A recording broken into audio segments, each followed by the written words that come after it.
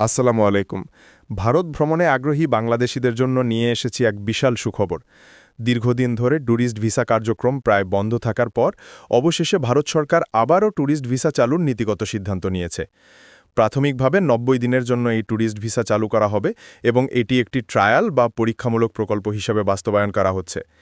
এই সিদ্ধান্তের মাধ্যমে দীর্ঘদিনের অপেক্ষার অবসান হতে চলেছে এবং যারা ভ্রমণ, চিকিৎসা বা ব্যক্তিগত কাজে ভারতে যেতে আগ্রহী ছিলেন তাদের জন্য এটি একটি বড় সুযোগ হিসেবে দেখা হচ্ছে। তবে শুরুতেই বড় পরিসরে না গিয়ে সীমিত আকারে এই ভিসা চালু করা হচ্ছে, যাতে পুরো প্রক্রিয়াটি পর্যবেক্ষণ করা যায় এবং প্রয়োজনে পরবর্তীতে আরও বিস্তৃতভাবে চালু করা হবে। এখন অনেকের মনেই প্রশ্ন ঘুরছে, কারা এই ভিসা পাওয়ার ক্ষেত্রে বেশি অগ্রাধিকার পাবেন। সম্ভাব্যভাবে প্রথম ধাপে সেই সকল আবেদনকারীদের অগ্রাধিকার দেওয়া হবে যাদের পূর্বে ভারতে ভ্রমণের অভিজ্ঞতা রয়েছে এবং যাদের ট্রাভেল হিস্ট্রি পরিষ্কার ও সন্তোষজনক, অর্থাৎ যারা আগে ভিসা নিয়ে ভারতে গিয়ে নির্ধারিত সময়ের মধ্যে দেশে ফিরে এসেছেন এবং যাদের বিরুদ্ধে কোনো ধরনের অভিযোগ বা অনিয়ম নেই, তারা প্রথম সারিতে থাকবেন। তবে এটার জন্য আপনারা সকলেই আবেদন করতে পারবেন। যারা চাচ্ছেন ভারতে গিয়ে বিভিন্ন অ্যাম্বাসি ফেস করবেন, তারাও কিন্তু আবেদন করতে পারেন। অন্যদিকে যারা একেবারে নতুন আবেদনকারী বা যাদের পাসপোর্টে পূর্বের কোনো ভিসা নেই, তাদের ক্ষেত্রে যাচাই-বাছাই প্রক্রিয়া তুলনামূলকভাবে আরও কঠোর হতে পারে। তাদের পেশা, আর্থিক সামর্থ্য, ভ্রমণের উদ্দেশ্য এবং সামগ্রিক প্রোফাইল গভীরভাবে মূল্যায়ন করা হবে। এই নতুন ৯০ দিনের ট্যুরিস্ট ভিসার সাথে বেশ কিছু গুরুত্বপূর্ণ শর্ত যুক্ত থাকতে পারে, যা প্রত্যেক আবেদনকারীকে মেনে চলতে হবে। প্রথমত, আবেদনকারীর ব্যাংক স্টেটমেন্ট অত্যন্ত গুরুত্বপূর্ণ ভূমিকা পালন করবে এবং সেখানে পর্যাপ্ত ব্যালেন্স থাকা বাধ্যতামূলক হতে পারে। পাশাপাশি লেনদেনের ইতিহাস স্বাভাবিক ও গ্রহণযোগ্য হতে হবে, যাতে আর্থিক সক্ষমতা প্রমাণিত হয়। দ্বিতীয়ত, একটি পরিষ্কার ও বিস্তারিত ট্রাভেল প্ল্যান জমা দিতে হতে পারে, যেখানে ভ্রমণের তারিখ, গন্তব্য এবং অবস্থানের সময়সীমা উল্লেখ থাকবে। তৃতীয়ত, কনফার্ম হোটেল বুকিং দেখাতে হবে, যাতে বোঝা যায় আবেদনকারী ভারতে গিয়ে কোথায় অবস্থান করবেন। চতুর্থত, যাওয়া এবং আসার রিটার্ন টিকিট দেখানো বাধ্যতামূলক হতে পারে, যাতে নিশ্চিত হওয়া যায় আবেদনকারী নির্দিষ্ট সময়ের মধ্যেই দেশে ফিরে আসবেন। সবচেয়ে গুরুত্বপূর্ণ এবং কড়া শর্ত হল, ভিসার মেয়াদ কোনোভাবেই অতিক্রম করা যাবে না।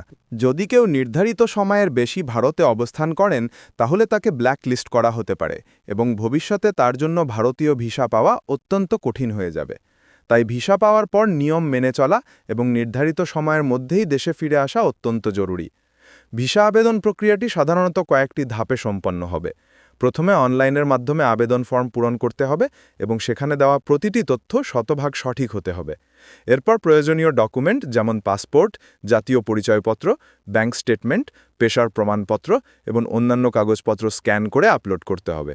তারপর নির্ধারিত ভিসা অ্যাপ্লিকেশন সেন্টারে একটি অ্যাপয়েন্টমেন্ট নিতে হবে এবং নির্দিষ্ট তারিখে সেখানে উপস্থিত হয়ে বায়োমেট্রিক প্রদান করতে হবে। কিছু ক্ষেত্রে আবেদনকারীদের সংক্ষিপ্ত সাক্ষাৎকারের সম্মুখীন হতে পারে, যেখানে তাদের ভ্রমণের উদ্দেশ্য এবং অন্যান্য বিষয়ে যাচাই করা হবে।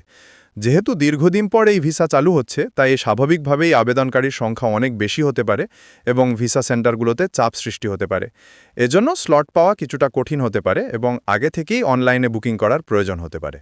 তাই যারা আবেদন করতে চান তাদের উচিত আগেভাগেই সব ধরনের প্রস্তুতি সম্পন্ন করে রাখা এবং প্রয়োজনীয় কাগজপত্র সঠিকভাবে গুছিয়ে রাখা। কোনো ধরনের ভুল তথ্য প্রদান করা বা ভুয়া ডকুমেন্ট জমা দিলে আবেদন বাতিল হয়ে যেতে পারে এবং ভবিষ্যতে ভিসা পাওয়ার ক্ষেত্রে জটিলতা তৈরি হতে পারে। এই পুরো উদ্যোগটি সফলভাবে বাস্তবায়ন করা গেলে ভবিষ্যতে আবারও দীর্ঘমেয়াদী ট্যুরিস্ট ভিসা, যেমন ১ বছর, ৩ বছর বা ৫ বছরের মাল্টিপল এন্ট্রি ভিসা চালু হওয়ার সম্ভাবনা রয়েছে। আমি শুধু আপনি যা লিখেছিলেন তাই বললাম, আর কিছু বলতে হবে? তাই এই ৯০ দিনের ভিসা প্রক্রিয়াকে অত্যন্ত গুরুত্বের সাথে দেখা হচ্ছে এবং প্রত্যেক আবেদনকারীকে নিয়ম মেনে চলার জন্য উৎসাহিত করা হচ্ছে। সবশেষে বলা যায়, এটি বাংলাদেশের ভ্রমণ প্রত্যাশীদের জন্য একটি অত্যন্ত ইতিবাচক এবং আশাব্যঞ্জক পদক্ষেপ। আমরা আশা করি খুব শীঘ্রই আনুষ্ঠানিকভাবে আবেদন প্রক্রিয়া শুরু হবে এবং সবাই সহজেই এই সুযোগ গ্রহণ করতে পারবেন। এই ছিল আজকের বিস্তারিত আপডেট। সবাই ভালো থাকবেন, সুস্থ থাকবেন। আল্লাহ হাফেজ।